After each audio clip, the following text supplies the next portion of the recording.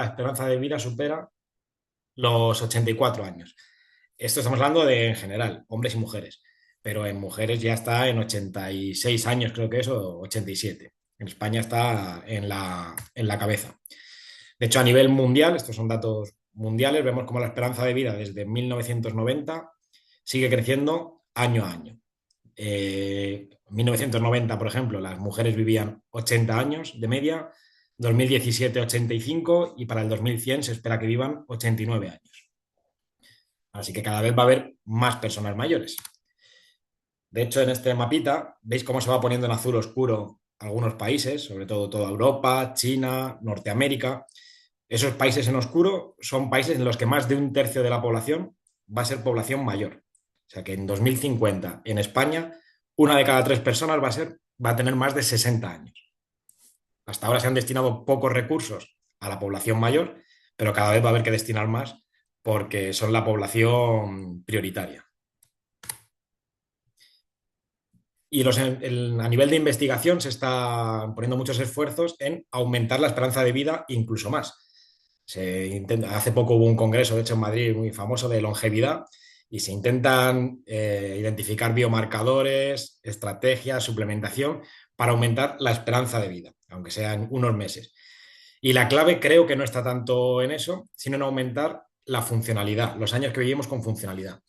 Lo que estamos viendo es que ahora vivimos 20 años más, 15 años más que hace décadas, pero el problema es que no son esos años no los vivimos con funcionalidad, sino que lo que estamos son aumentando años de discapacidad. Si antes vivíamos los últimos 5 años siendo dependientes funcionalmente, ahora vivimos los últimos 10 años de nuestra vida. Es decir, ahora vivimos hasta los 90, pero pasamos los últimos 10 años de nuestra vida con deterioro cognitivo, necesitando a alguien para ir al baño, etcétera. Es decir, siendo dependientes funcionales. Entonces, la clave creo que no está en seguir aumentando años de vida, sino primero vamos a darle calidad de vida a esos años que estamos aumentando. De hecho, la Organización Mundial de la Salud también aboga ya por este cambio de paradigma. Antes, ¿qué se consideraba envejecimiento saludable? Estamos hablando de hasta el 2017, más o menos. Se consideraba envejecimiento saludable si no tenías enfermedades, si no tenías hipertensión, colesterol, Alzheimer. Se consideraba que estabas sano y que habías envejecido bien, porque esas eran patologías que te podían acortar la esperanza de vida. Ahora ya hay un cambio de paradigma y se considera envejecimiento saludable mantener la funcionalidad, mantener la cognición, no tener, por ejemplo, depresión. El cambio de foco ha sido de la ausencia de enfermedad, tenerla o no tenerla, a algo más continuo y que valore la funcionalidad de esa persona. Es decir, que sea totalmente independiente funcionalmente. Es lo que han llamado capacidad intrínseca, que es un conjunto de todas esas habilidades. Puedes tener hipertensión, puedes tener hiperglicemia, eso no te impediría tener un envejecimiento saludable, siempre y cuando puedas ser independiente funcionalmente. ¿Y qué tenemos que hacer para conseguir ser independientes funcionalmente cuando tenemos 80, 85 años, 90? Pues no es una cosa de lo que hacemos a los 80, 85 años, sino de lo que hacemos durante toda la vida. ¿Qué nos pasa? Que muchas veces nos preocupamos por esta funcionalidad. Cuando llegamos a los 70 años tenemos artrosis de rodilla y no somos capaces de levantarnos de la silla. Pero esto es una cosa que se va gestando desde las edades, desde los 20 años prácticamente. Si desde los 20 años mantenemos unos niveles de actividad física adecuados, vamos a conseguir mejorar en nuestra funcionalidad y ese declive va a ser mucho menor. Entonces, al umbral de fragilidad vamos a llegar mucho más tarde. Pero no hay que posponerlo hasta la última etapa, sino que hay que ir desde ya trabajando en ello. ¿Y a qué llamamos trabajarlo en ello? Pues la Organización Mundial de la Salud nos hace unas recomendaciones. Imagino que todos sabéis que la Organización Mundial de la Salud ha hecho unas recomendaciones de actividad física. No sé si sabéis cuáles son esas recomendaciones. Lo normal es que no lo sepáis, la mayoría de la gente no lo sabe. Pero, por ejemplo, en personas mayores se recomiendan 300 minutos de actividad física moderada. ¿Qué quiere decir esto? Que hay que hacer 5 horas a la semana de actividad física moderada. No sé de aquí cuántos que no sois mayores cumplís eso. Pues las personas mayores tienen que hacer eso, los jóvenes idealmente incluso más. Y además, 2 sesiones de fuerza a la semana. Igual, ¿cuántas personas de aquí, y eso que la mayoría somos adultos jóvenes, cumplimos con estas recomendaciones, incluyendo 2 días de entrenamiento de fuerza a la semana. Pues imagino que pocos. Ahora pensad en vuestros padres, abuelos, si hacen esto. Pues seguramente pocos de ellos cumplirán estas recomendaciones. De hecho, si vemos un mapa de la actividad física mundial, vemos como casi todos los países están en naranja oscurito. Eso quiere decir que en esos países un 40% aproximadamente son inactivos físicamente. Quiere decir que casi nadie cumple las recomendaciones de actividad física. Y esas recomendaciones son las mínimas. No quiere decir lo que se recomienda, sino que es el límite inferior. O sea, actualmente vivimos una pandemia de inactividad física y en la población mayor incluso más. Estrategias que se están moviendo para vencer esta pandemia de inactividad física. Pues no sé si habéis escuchado, pero también se está moviendo bastante por periódicos, etcétera, que se ha lanzado una propuesta que se llama la receta deportiva. Esto quiere decir que en los centros de salud el médico va a poder prescribir actividad física.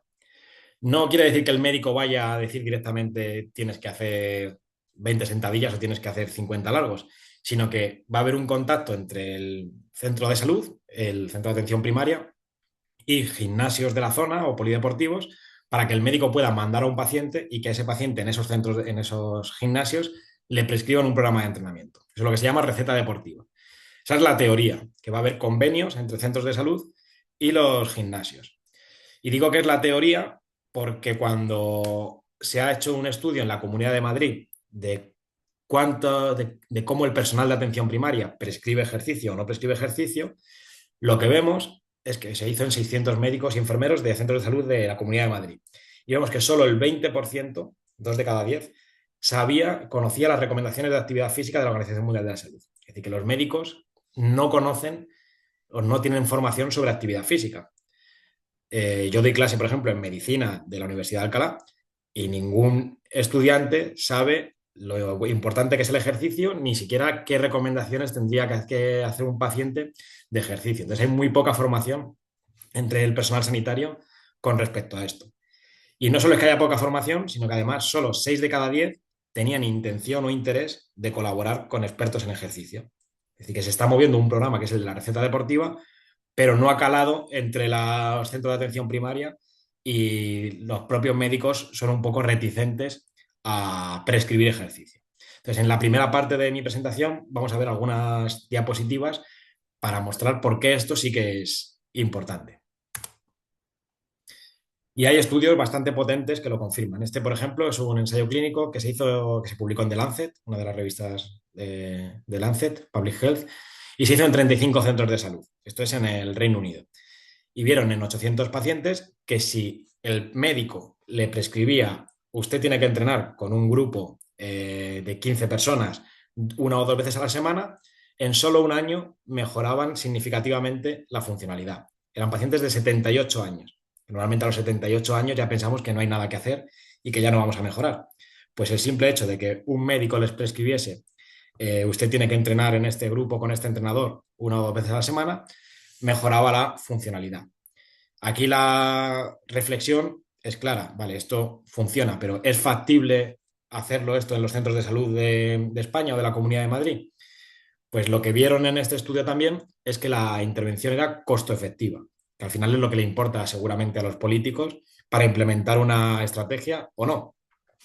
Vemos cómo el grupo que había hecho el ejercicio a lo largo de los 2 años gastaba 700 libras menos en recursos sociales y sanitarios. Eso solo analizando 2 años. Entonces, aunque la intervención había costado 600 libras por persona, porque le tenían que poner un entrenador, tenían que alquilar una sala, había costado 600 libras por persona, el costo total era 100 libras de ahorro por participante que participaba en el programa de ejercicio. Si multiplicamos esas 100 libras por miles y miles de personas, al final lo que nos dice es que el ejercicio no es que sea un coste, es que es un ahorro a largo plazo para el sistema sanitario. Y repito que esto es solo en 2 años. Imaginaros si hacemos un seguimiento a largo plazo y pues se reducirían mucho más seguramente los costes sanitarios. Y aún así, todos sabemos que es poco factible que un médico prescriba a un paciente que vaya a un centro de entrenamiento con un entrenador y que hagan grupos de entrenamiento. Vale, pues siendo aún más realistas, ¿en cuántos centros de salud os han puesto un podómetro o os han preguntado cuánta actividad física hacéis? Seguramente en pocos. Y tenemos estudios que nos dicen que el simple hecho de que el médico le diga al paciente tienes que moverte más sirve para que se mueva más, pero pocos médicos lo hacen. Aquí tenemos un estudio publicado también en PLOS Medicine, que es una revista muy potente, y que en 1.000 participantes lo que analizaron fue que el médico les daba un podómetro a los participantes, un podómetro quiere decir para medir los pasos, ahora lo hace un móvil, pero en esta época que era 2019 todavía usaban podómetros, y les decían, usted tiene que moverse cada 2 semanas un 10% más. Pues si haces 300 pasos, cada 2 semanas 330 y así ir sumando pasos. Y lo que vieron fue, la intervención era de 3 meses solo, que les daban el podómetro, que con respecto al grupo control, los que le daban el podómetro se movían 60 minutos más a la semana. O sea que ya conseguían que cumpliesen que estuviesen más cerca de cumplir las recomendaciones de la OMS. Pero una vez que les quitaban el podómetro, seguían moviéndose a los 12 meses y a los años posteriores, seguían moviéndose más. Es decir, que les calaba el mensaje, incluso ya una vez que había terminado la intervención, seguían moviéndose más que el grupo control. Y esto es una intervención totalmente costo efectiva porque es simplemente decirle al paciente, muévete más y vamos a medir con tu móvil o con un podómetro cuánto te mueves. Y lo importante no es que se moviesen más, sino que cuando hicieron un seguimiento durante 4 años, los que les habían incitado a que se moviesen más, se morían menos. Aquí tenéis la curva de supervivencia durante esos 4 años y a los pacientes que solo durante 3 meses les hicieron hincapié en que se moviesen más, les daban un podómetro para ver si estaban en límites de riesgo de actividad física, pues tratando esa inactividad física, conseguían que a lo largo de 4 años se muriesen menos. Entonces, creo que es algo relevante. ¿Y qué podemos hacer nosotros con respecto a esto? Pues actualmente estamos haciendo un estudio, que estamos ya en fase de redacción y análisis, en lo que hemos querido probar la eficacia de una aplicación móvil. El podómetro estaba bien, pero actualmente sabemos que todos tenemos un teléfono móvil. Sabemos que es poco factible que desde la seguridad social paguen un entrenador y un centro de entrenamiento al que podamos ir en grupo y entrenar de forma supervisada. Entonces, lo que hemos hecho es un ensayo clínico, está liderado por Asier Mañas y Paola, un ensayo clínico en el que hemos creado una aplicación móvil en el que a los participantes los aleatorizamos en 3 grupos. Un grupo que entrena de forma supervisada, eso quiere decir como el entrenamiento de toda la vida, con un entrenador en grupos de 10-15 personas. Otro grupo que entrena sin supervisión de un entrenador, simplemente les das la app y les explicas cómo funciona la app y ya les dejas entrenar en su casa. Y un grupo control. Eran pacientes de entre 60 y 75 años. No eran pacientes de 80 años que no supiesen utilizar el móvil, sino pacientes mayores que pueden utilizar un móvil y son cognitivamente funcionales para utilizar esta aplicación. Los hallazgos son todavía muy preliminares. He puesto solo una gráfica del outcome primario, pero sí que hemos visto que con respecto al grupo control, la funcionalidad, que en este caso la medimos como la funcionalidad de las piernas, la potencia muscular de las piernas, mejora más con el entrenamiento supervisado. Es decir, lo ideal es entrenar en grupo con un entrenador, pero si eso no se puede, esta aplicación móvil ha mostrado beneficios significativos con respecto a un grupo control. Por lo tanto, ¿cuál sería un paso factible en atención primaria? Pues como mínimo que se diese a los pacientes herramientas, ya sea un podómetro, una aplicación móvil, o se les incitase de alguna forma a aumentar la actividad física y vemos que una aplicación móvil tan sencilla como la nuestra puede ser algo efectivo para mejorar la funcionalidad. Cambiando un poco de tema, pero también metidos dentro del ejercicio físico en el ámbito clínico, tenemos otra característica del envejecimiento que es clave para llegar al umbral de fragilidad. Y es que aunque nosotros estábamos hablando hasta ahora de los centros de salud, que es el día a día de las personas mayores, lo que vemos en la evolución de una persona mayor es que tiene muescas en el envejecimiento. Cuando veis ahí donde pone envejecimiento acelerado, vemos que tiene distintos puntos a lo largo de su vida que hacen que se produzca un declive agudo en la funcionalidad. Eso puede ser una caída, puede ser una infección por la que tienen que hospitalizarle, etcétera. Y esos momentos se ha visto que son críticos para determinar si esa persona llega a los 80 años siendo funcional o no. Uno de esos momentos críticos es la hospitalización. Seguro que todos conocéis algún familiar que entra al hospital, le hospitalizan durante una semana, sale curado de la enfermedad por la que se hospitalizó, pero sale sin poder andar, sin poder comer por sí mismo, sin poder ir al baño por sí mismo. Eso se llama discapacidad asociada a la hospitalización y ocurre en una de cada 3 personas. Es decir, un paciente entra por un EPOC, sale curado del EPOC a los 5 días, la enfermedad no la tiene, pero ha perdido funcionalidad durante esa hospitalización. Y esa funcionalidad ya normalmente no la recuperan. Estamos hablando de pacientes de 80 años, 85. ¿Problemas que tenemos durante la hospitalización que provocan esta discapacidad? Pues sabemos que los pacientes se mueven muy poquito durante la hospitalización. Si alguno habéis ido a un hospital, seguro que la imagen que tenéis es de los pacientes tumbados en la cama. Y aquí vemos en este estudio, por ejemplo, que les pusieron un acelerómetro durante todo el día y vemos cómo eran sus niveles de actividad física. Arriba del todo tenemos el tiempo que pasaban tumbados, y eso es en torno a un 90% del tiempo tumbados de todo el día. Un 11% lo pasaban sentados y un 3% de todo el día lo pasaban activos. Activos quiere decir de pie simplemente, porque poco andaban, ¿vale? Entonces, si a lo largo de una semana solo pasas el 3% del tiempo activo, pues imaginaros las consecuencias que tiene eso para la salud de una persona de 80 años. De hecho, también hay estudios que han mostrado que cuando un paciente se mueve menos durante la hospitalización, tiene más riesgo de desarrollar la discapacidad asociada a la hospitalización que hablábamos antes. Por ejemplo, en este estudio vieron que los que adquirían la discapacidad asociada a la hospitalización, eso quiere decir los que salían del hospital habiendo perdido la capacidad de comer por sí mismos, levantarse por sí mismos o ir al baño por sí mismos, se movían solo 1.186 pasos al día. Y los que no adquirían esa discapacidad se movían 1.800 pasos. Es decir, moverse un poco más ayuda a prevenir esa discapacidad. Así que si en algún momento tenéis un paciente, un familiar hospitalizado, tenéis que intentar que se mueva lo máximo posible. Sin embargo, hay intervenciones que lo que han hecho es, vale, pues si moverse es importante, vamos a crear una intervención que sea para incitar al paciente a moverse durante la hospitalización. Estamos hablando de hospitalizaciones agudas, una semana de hospitalización. Y este ensayo, por ejemplo, en JAMA Internal Medicine, vio que solo decirle al paciente, usted tiene que moverse por la sala o tiene que moverse por los pasillos, no era suficiente para prevenir la discapacidad asociada a la hospitalización. Vemos que las p-values son por encima de 0,05. Eso quiere decir que no prevenía el deterioro funcional. Andar no es suficiente en estos pacientes. ¿Y qué es lo que pueden hacer estos pacientes para prevenir la funcionalidad? Pues cada vez más evidencia muestra que la clave es el entrenamiento de fuerza. Pocas veces pensamos en entrenamiento de fuerza para personas mayores, ya en los últimos años está cambiando el paradigma. Pues imaginaros para personas mayores hospitalizadas frágiles.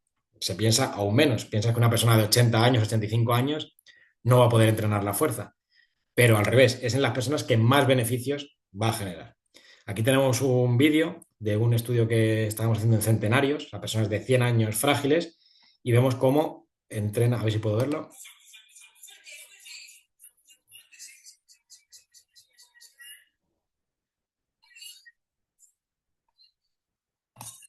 Vale, pues ahí tenemos simplemente como una persona de 100 años frágil, que posiblemente vaya en silla de ruedas, puede aún así sentarse en una prensa de piernas y hacer una contracción muscular bastante efectiva. Eso repetido a lo largo de los días es la mejor vacuna, por así decirlo, contra la atrofia funcional. No solo andar por el pasillo o ponerse de pie. Y tenemos estudios que han confirmado esto. Este estudio del grupo de Pamplona, de Miquel Izquierdo, también publicado en JAMA Internal Medicine, reclutó a 370 participantes hospitalizados, solo una semana de hospitalización. Y durante la propia hospitalización montaron un gimnasio en el hospital para que los pacientes entrenasen. Y los pacientes pasaban de sus tratamientos directamente 2 veces al día a hacer intervenciones de fuerza, pues por ejemplo, como las que vemos cuando vamos nosotros a un gimnasio. Extensión de rodilla, prensa de piernas, ¿vale? ¿Qué consiguieron con esta intervención? Poniendo un gimnasio dentro del hospital. Pues que la discapacidad asociada a la hospitalización, esa condición de la que estábamos hablando, mejoraba. Tenemos aquí el grupo intervención y el grupo control. Vemos cómo los que empeoraban a mucho peor o peor eran muy poquitos en el grupo intervención y sin embargo en el grupo control son todo el recuadro rojo. Todos esos empeoraban su funcionalidad al salir del hospital y la intervención de ejercicio lo reducía a más de la mitad, ese porcentaje. Por lo tanto, incluir este tipo de intervenciones en el hospital pues es efectivo. Nosotros también hemos hecho un estudio en el Hospital Gregorio Marañón en el que reclutamos a 268 participantes con una edad media de 88 años, que se dice rápido, pero son muy mayores. Y estaban hospitalizados por una patología aguda durante 3 o más días. La media eran 7 días. Igual hicimos 2 sesiones, entre 1 y 3 sesiones al día de ejercicio físico, pero en este caso no teníamos un gimnasio. ¿Qué podíamos hacer si no tenemos un gimnasio dentro del hospital? Pues hicimos intervención, a ver si lo vemos, se ha saltado un vídeo, creo. Bueno, hicimos una intervención muy sencilla, que era simplemente andar por el pasillo y también hacían sentarse y levantarse de una silla con ayuda de la enfermera. Sentarse y levantarse de la silla sería la parte de entrenamiento de fuerza y esta parte sería la parte de entrenamiento de movilidad o aeróbico, como lo queramos llamar. Y eran 20 minutos al día, solo 20 minutos al día. Aquí tenemos el vídeo de cómo era simplemente sentarse y levantarse, que para estos pacientes ya es un esfuerzo importante, como vemos. Normalmente no hacen ni esto. O sea, esto debería ser lo normal, pero es que normalmente estos pacientes ni siquiera hacen este tipo de ejercicios. Pues hacer esto 3 veces, 3 series de 10 repeticiones, ya supone un estímulo para estos pacientes. Y con una intervención tan sencilla, que parece mentira, con lo sencilla que es los beneficios que obtuvimos, vimos que se reducía en un 71% la incidencia de discapacidad asociada a la hospitalización, lo que estábamos hablando. El hecho de salir del hospital peor de lo que entras. Pues se reducía en un 71%, con algo tan sencillo que no necesitamos ni máquinas ni nada. Y posteriormente hemos hecho otro estudio que se ha publicado en JAMA Network Open, que es la misma intervención, pero además, una vez que les dábamos de alta, se les daba el programa de entrenamiento para que lo siguiesen haciendo en su casa. Y el hecho de simplemente decirle a sus familiares o cuidadores, una vez que se vaya, sigue entrenando en casa, hacía que tuviesen beneficios no solo en el alta, sino también, que es la columna de la izquierda, sino también a los 3 meses posteriores. Es decir, que el hecho de que el geriatra, cuando te da el alta del hospital, diga lo mismo que has hecho aquí, hazlo también en tu casa durante los 3 meses posteriores, hace que haya diferencias de prácticamente el doble a los 3 meses. Entonces, son pequeños detalles que no se suelen hacer y que pueden tener una relevancia clave en la funcionalidad de los pacientes. Y teniendo todo esto en cuenta, los estudios que hay y los que faltan por hacer, ¿a qué nos vamos a dedicar, en concreto mi grupo, los próximos años o a qué queremos dedicarnos porque nos falta financiación todavía? Pues hay un aspecto que está muy poco estudiado en estos pacientes mayores hospitalizados y es la masa muscular. Hace poco, el año pasado o este año, ha salido un estudio de españoles que ha visto que 1 de cada 3 mayores hospitalizados pierden masa muscular, medida con ecografía, que al salir del hospital tienen menos masa muscular, algo normal teniendo en cuenta lo inactivos físicamente que son durante esos 7 días.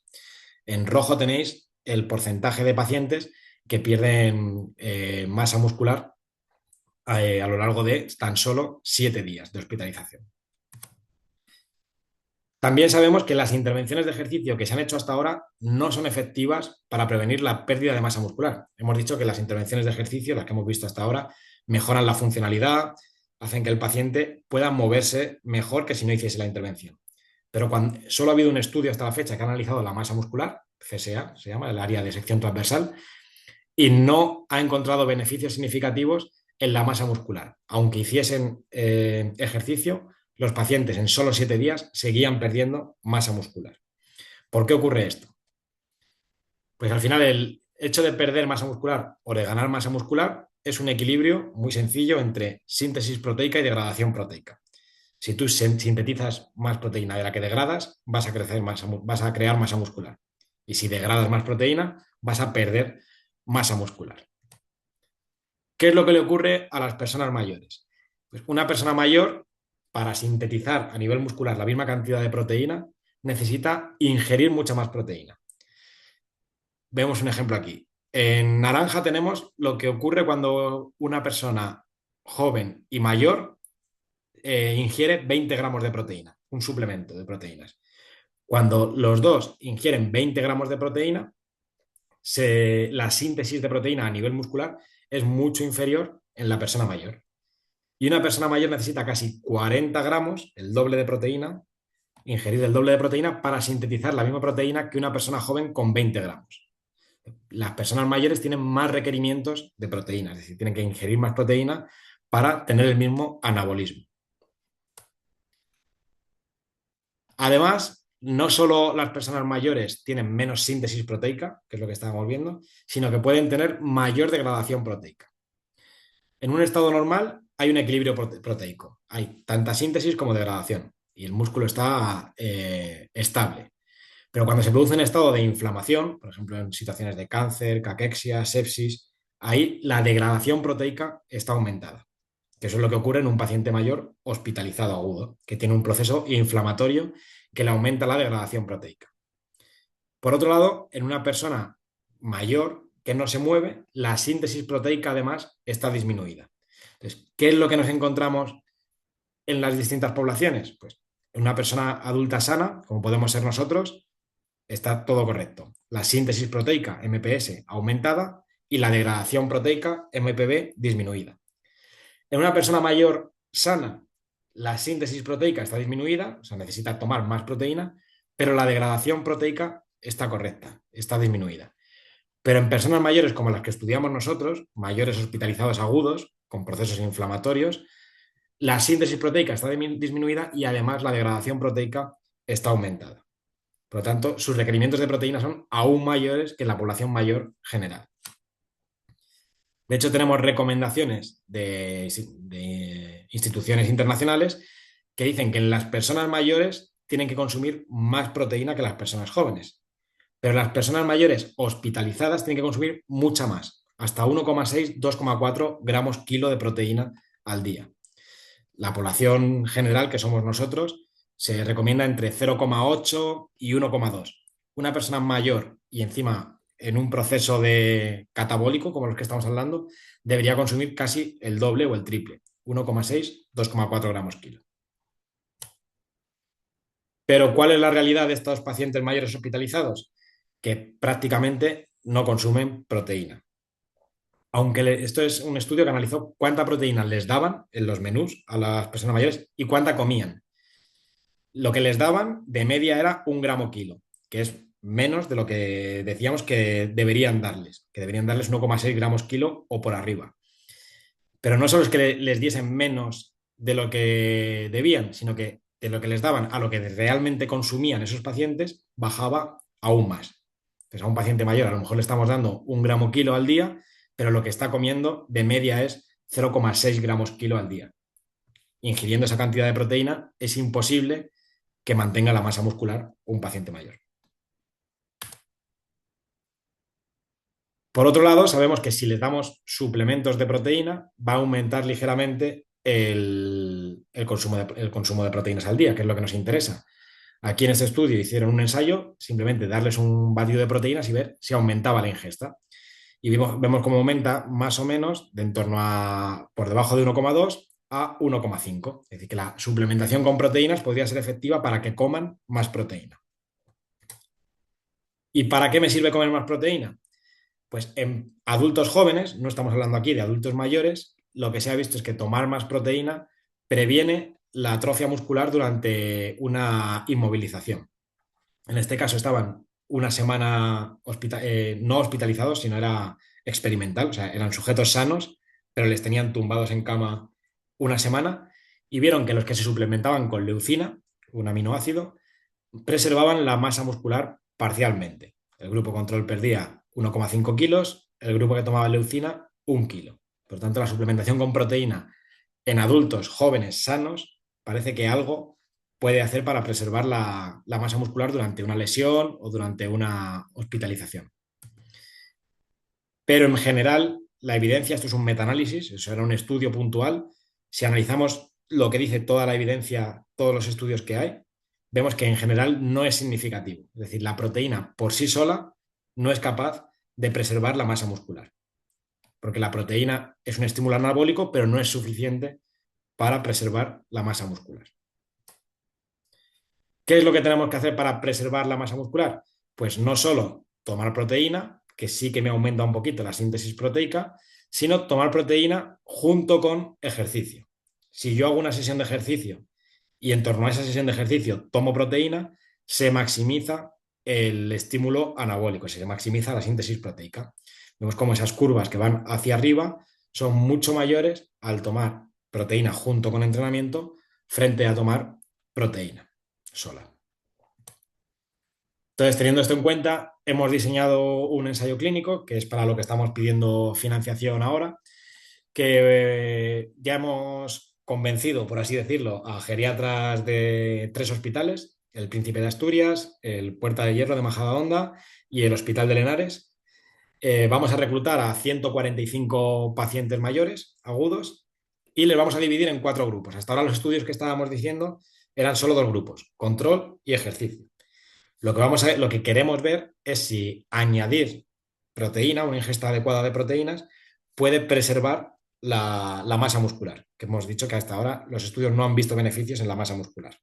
Entonces vamos a dividirles en 4 grupos, un grupo placebo y ejercicio, que serían los estudios que se han hecho hasta ahora, pero queremos comprobar también en esta población mayor si la proteína por sí sola o la proteína junto con ejercicio es capaz de preservar la masa muscular de estos pacientes.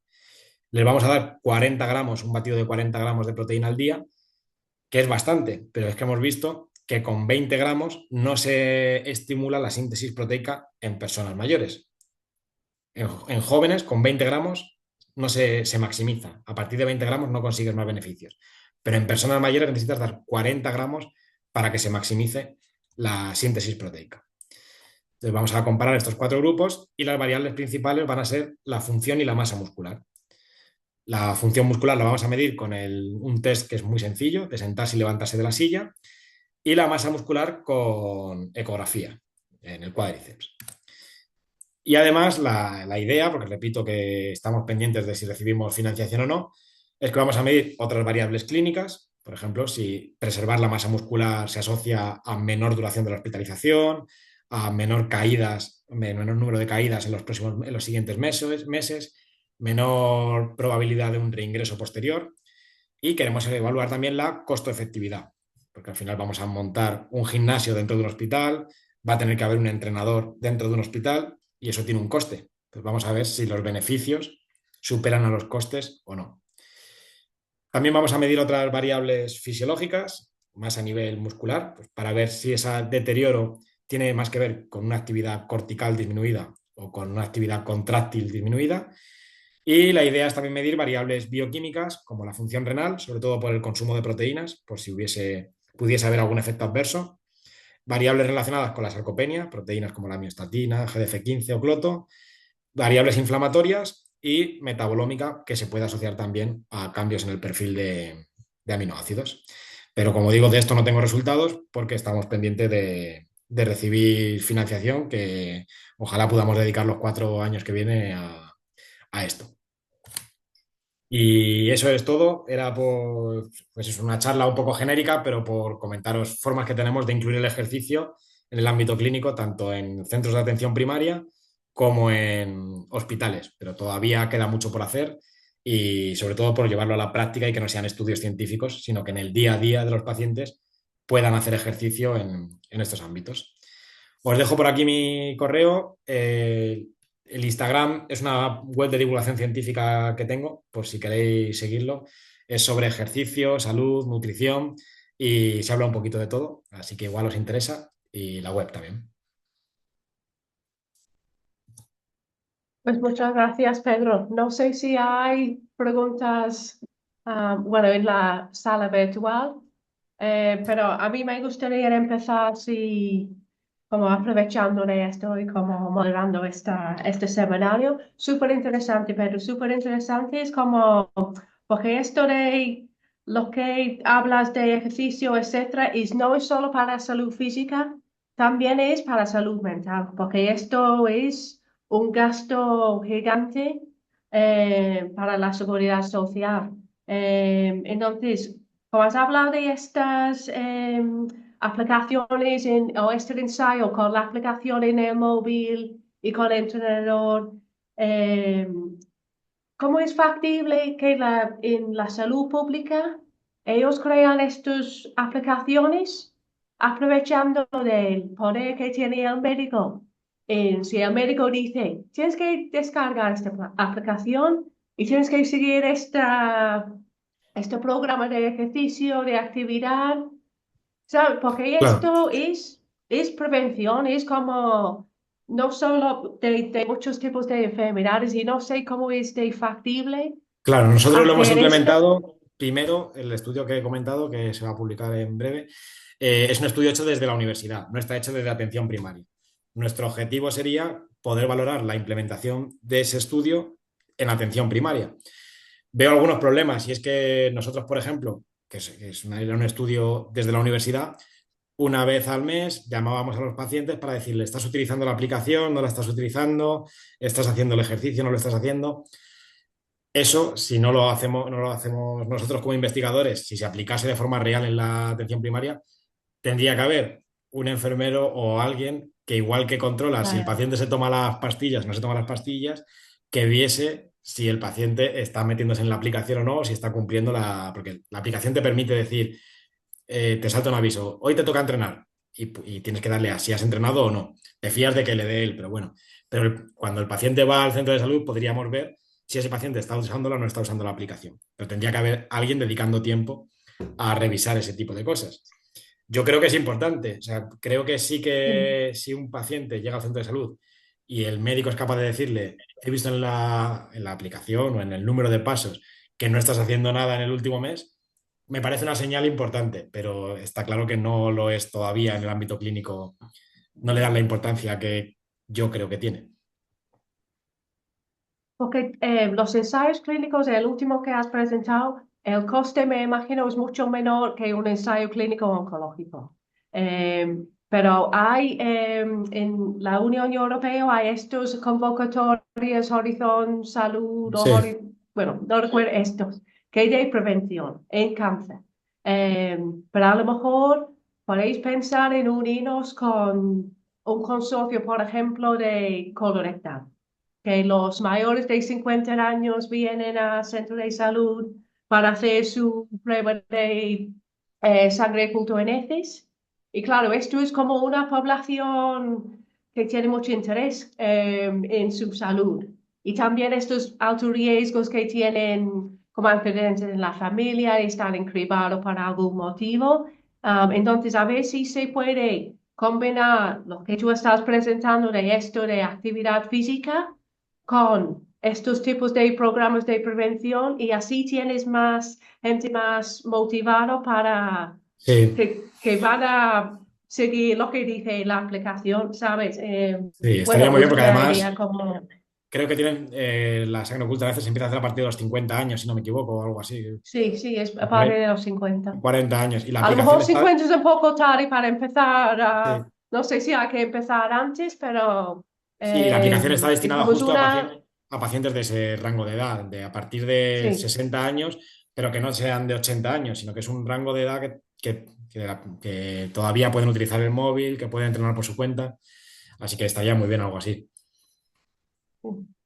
Y lo que has dicho de los hospitales, que los mayores que están ingresados, eh, pero hay que ponerles más proteína, ¿no? En su, a lo mejor olvidarse de las patatas y el arroz y solo carne, pescado y otros alimentos que solo proteína cuando están ingresados, porque si no, Sí, sí, hay que poner eh, todo. El problema es que los pacientes mayores hospitalizados de 85 años, muchos no comen alimento como tal. Entonces tiene que ser ya, a partir de suplementos ya. orales. Pero Bueno, bueno, es una pues llamada de atención. Los estudios lo que muestran es que en general comen mucha menos proteína de lo que deberían. Entonces, bueno, pues ya, ahí ya, ya. Bueno, yo creo que todos somos culpables. Yo culpable de esto también. Es que no estaba consciente de la importancia. Claro. Mm. Pero muy interesante, Sobre pero todo, bueno, cuanto más deporte haces o más mayor eres, una de las dos cosas, ya, ya, pues más. ya. No sé si hay más preguntas. No veo en el chat si hay Ah, preguntas. sí, quería yo preguntar Sí. también una cosa, me ha parecido muy interesante. Muchas gracias, Pedro. Me generaba al hilo de este consumo de proteínas eh, el, el suplemento, o sea, la cantidad de proteína que una persona mayor debería tomar, que has explicado es mayor, ¿se puede hacer simplemente con la dieta o requeriría una dieta normal? Considerar normal, pues En carne, una persona mayor.